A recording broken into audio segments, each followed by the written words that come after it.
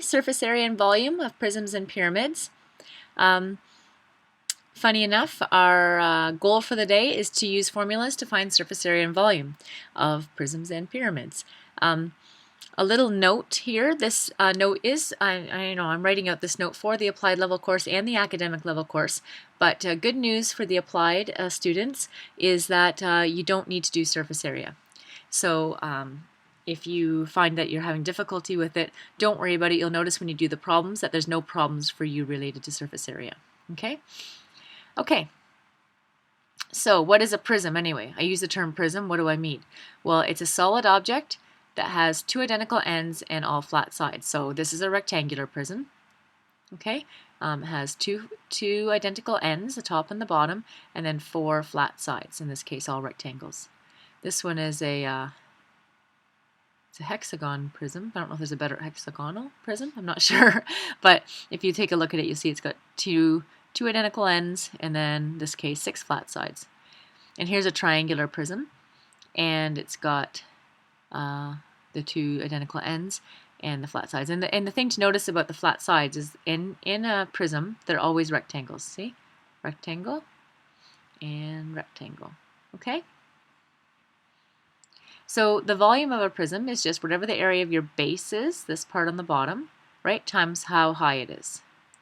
No matter which one. So if you can figure out the area of a hexagon and multiply that by the height, you'd have the volume of this structure.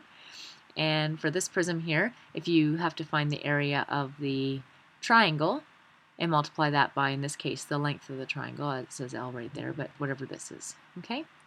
Surface area is just, you can probably figure this out. Surface area is, it's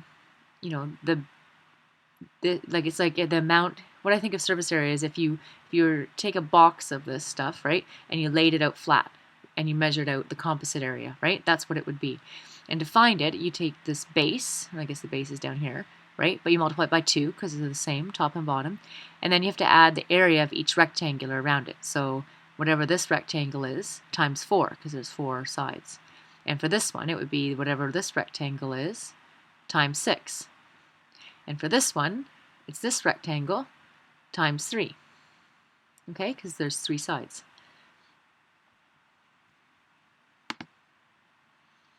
A pyramid. Pyramids are a little more complicated, but a pyramid is, well, as you can see, a pyramid, but it has a flat side at the bottom, which we call the base, and it's got a peak, or it says apex, but an apex at the top, right? And it looks like a triangle. It can have a square at the bottom, or it can have a triangle at the bottom, right? And that might affect just a little bit the calculation. But for the volume of a pyramid, you take the area of this base on the bottom, multiplied by how high it is, and you divide it by 3. And a great little activity, if you have time, is I could get you some little materials, and you can take, you could take a rectangular prism, which would be area of base times height, and you put it inside this triangle, this pyramid inside, and you'd find that it's exactly 1/3 of the volume, right? Because that's the same as saying 1/3 area base times height. To find the surface area, you just take the area of the base down here plus the area of each of the flat sides, the triangles, right? And in this case, there's 4 triangles around it, and in this case, because it's a triangular base, there's 3. Okay, now here's a really important distinction to make with pyramids, and it's tough, okay?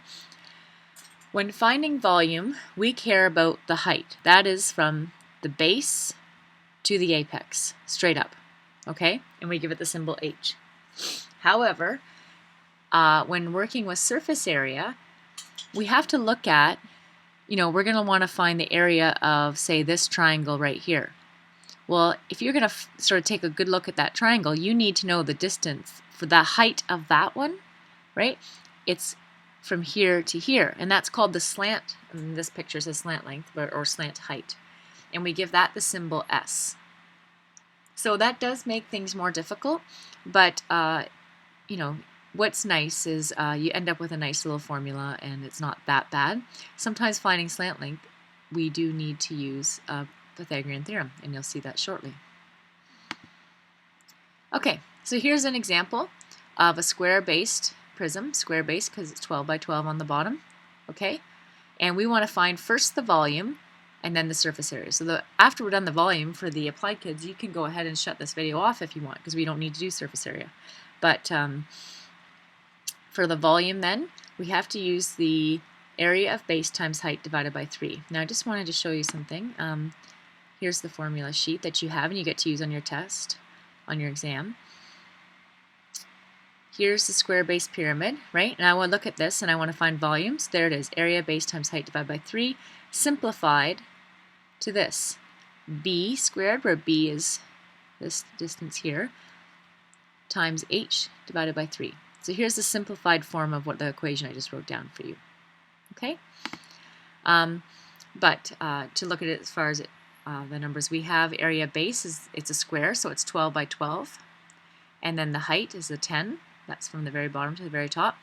And then divide the whole thing by 3 and you get the volume. Okay? For the surface area, it is a significantly more complicated thing. And the reason is, okay, the surface area has got to be this bottom bit, right, the base, plus each of these triangles. And like I told you, you have to find out what's called the slant height. And that does make things complicated. If you look at your formula sheet, I wrote it down here for you, but if you look at your formula sheet, under square base pyramid, for surface area, it gives you this simplified form, okay? So each triangle on the side is 1/2 base times s, where s is the height of that triangle. You can see it a bit nicer in that picture, okay? The base is b times b, and so if you simplify all that, work it out, you get this formula here. And I want to remind you that this sheet will come with you to any exam that you have in math. So you don't need to memorize this, you just need to know that's where to find it, okay?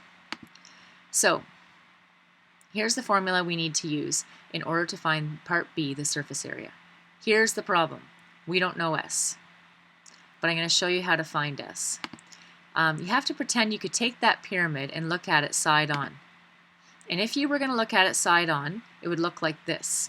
What would look like sort of another, this is half of it, right? So if I was going to,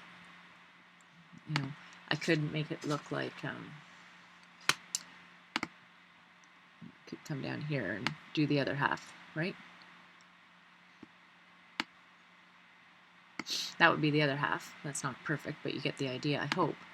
But to find the slant height, we only really need to worry about this half. So let me just show you what I mean again. Imagine we're looking head on this thing. If we looked at this face on, we would see the 10, you'd see a right angle, and you'd come across to here, which is halfway down, and you'd have this right angled triangle, where the hypotenuse is S, okay? So this is the side view. Notice that I have 6 here because the triangle I'm talking about, like I say, it goes from here to here, and then down to here. Okay, that's the triangle I'm talking about.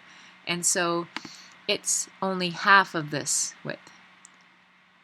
Okay, so the base of that triangle is 6. The height is the height of your pyramid, and then we need to find this S, the slant height. And to do that, you just use Pythagorean theorem. Okay, and you can see we know Pythagorean theorem. This is, of course, the right angle, by the way. 10 squared plus 6 squared, so this plus this equals S squared. And again, I rounded, so I put a little dot there. I chose 2 decimal places, but again, it's not that critical. Oops. Okay, so we have this formula. Now we know the S, the slant height. We know the B, because B is 12. It's the whole base length. And you can sub it into this formula. So we're given these 2 pieces of information. We want surface area. This is the formula. We substitute in numbers, and we solve, and we get 424.8. Make sure you put the meters, the unit in at the end. The unit is really important. Okay? And again, it's only approximately equal because I had to round to get 11.66. Okay?